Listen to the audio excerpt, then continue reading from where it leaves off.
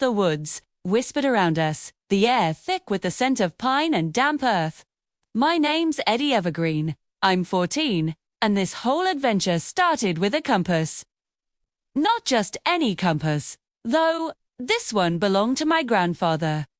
He was an explorer, a man who saw magic in the mundane, and he left this strange, ornate compass for me. It didn't point north. It pointed somewhere else, somewhere important. My best friend, Harper Lane, was right beside me. She's the brains of our operation, always has been. With her short blonde hair and big round glasses, she looked like she'd just stepped out of a library. But don't let that fool you. Harper's tougher than she looks, and her tablet is like a digital Swiss Army knife.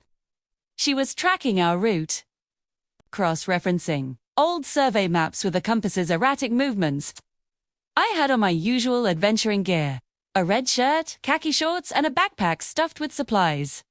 Harper was in a cream-colored shirt and a red skirt, somehow managing not to get it snagged on a single branch. The compass had led us off the main paths, deep into the state forest, onto what looked like an old, forgotten logging road. The gravel was mostly gone, reclaimed by moss and stubborn weeds. Sunlight struggled to break through the dense canopy above, painting the path in shifting patterns of light and shadow. The air was still, almost unnervingly so. Only the crunch of our footsteps and the occasional bird call broke the silence.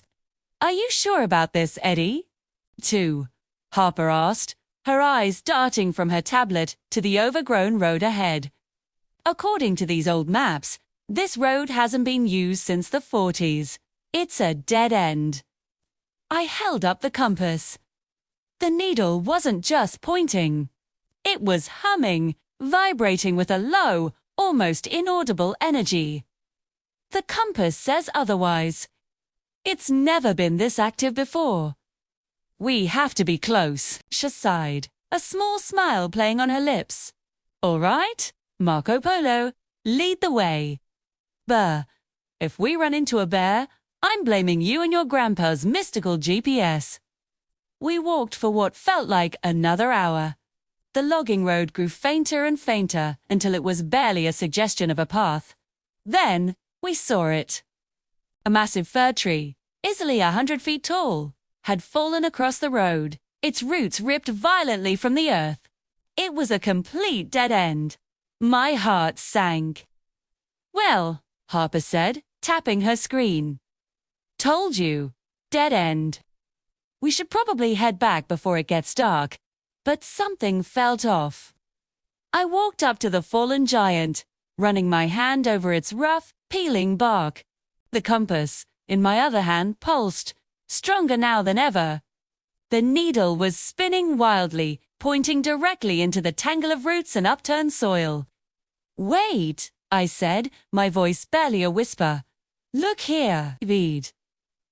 Behind the massive root ball, hidden from view, was a narrow opening. It wasn't natural. It was a trail, deliberately concealed by the fallen tree.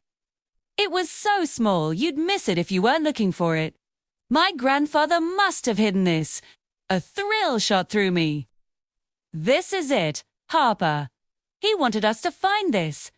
Harper's skepticism melted away, replaced by the same excited curiosity I felt. Together, we scrambled over the fallen log and squeezed through the opening.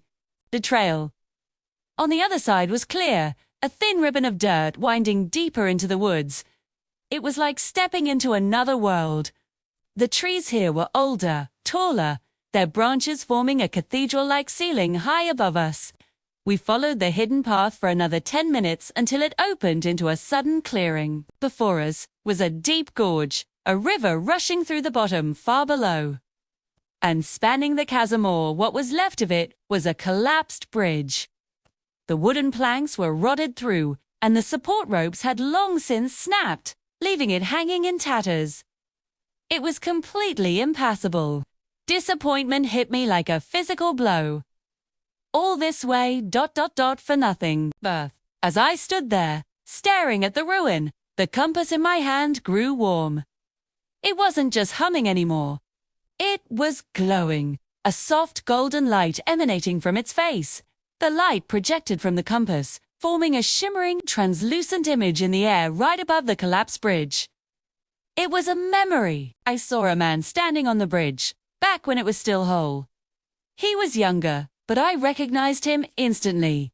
The same determined set of his jaw, the same spark in his eyes.